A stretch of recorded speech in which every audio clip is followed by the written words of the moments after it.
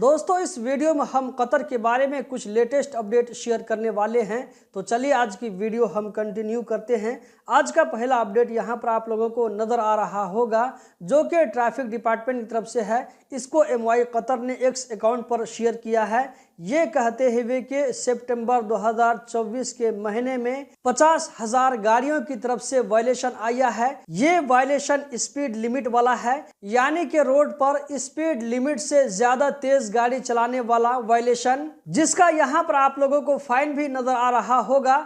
इसका फाइन बताया जा रहा है कि 500 रियाल से लेकर के 1500 रियाल तक। दोस्तों हम बढ़ते हैं अगले अपडेट की जानिब। यहाँ पर आप लोगों को एक और अपडेट नजर आ रहा होगा। ये अपडेट ऐसे लोगों के लिए है जो कि इस साल कतर से हज पर जाना चाहते हैं। तो औकाफ की तरफ से यहाँ पर कहा जा रहा है कि इस साल हज पर जाने वालों के लिए 30,000 रियाल से लेकर के 60,000 रियाल तक जो है रेट आएगा। तो 30,000 रियाल ऐसे लोगों के लिए जो कि एक रूम में 4 आदमी रहना पसंद करेंगे।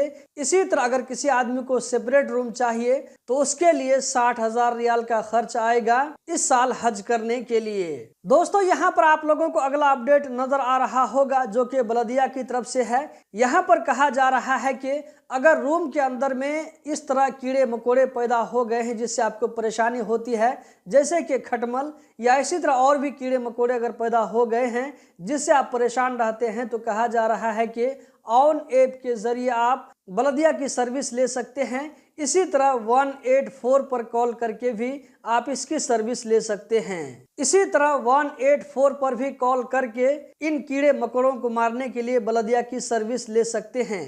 दोस्तों यहाँ पर आप लोगों को अगला अपडेट नजर आ रहा होगा जो कि आप में से ऐसे लोगों के लिए है जिनकी गाड़ी पर किसी वजह से फाइन आ चुका है। तो ऐसे लोगों के बारे में कहा जा रहा है कि 30 नवंबर 2024 तक अगर फाइन को पे करते हैं तो ऐसे लोगों को 50% डिस्काउंट मिलेगा।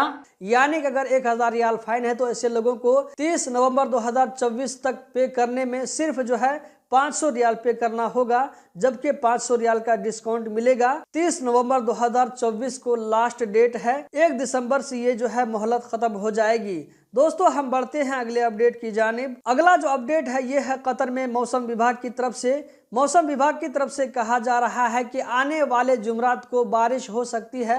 अभी कतर में क्या है कि गर्मी खत्म होकर के ठंडी बढ़ रही है। तो यहाँ पर मौसम विभाग की तरफ से कहा जा रहा है कि आने वाले जुमरात को कतर में बारिश हो सकती है। बारिश के बाद हो सकता है कि ठंडी और भी बढ़ जाए। दोस्तों आज का जो लास्ट अपडेट है आप लोगों को यहाँ स्क्रीन पर वीडियो की शक्ल में नजर आ रहा होगा। यहाँ पर आप देख सकते हैं ये जो है अलमहा की वीडियो है। कतर में एक जगह है जिसका नाम है अलमहा आइलैंड, जहां पर आप देख सकते हैं कि क्रिसमस डे की मुनासिबत से आप लोगों को यहाँ पर एक्टिविटी नजर आ रही होगी।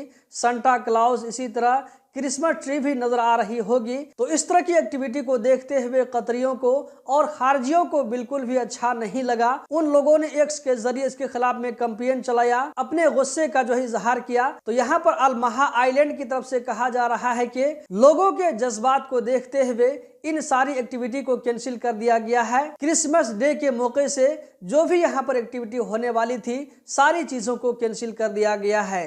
दोस्तों इस वीडियो में इतना ही। कतर के बारे में हर छोटी बड़ी खबर से बाखबर रहने के लिए गल्फ एक्सपर्ट यूट्यूब चैनल को सब्सक्राइब करें। हम जल्द ही मिलते हैं किसी नई वीडियो में। इस वीडियो को लाइक करके आगे जरूर शेयर करें। बहुत बहुत शुक्रिया।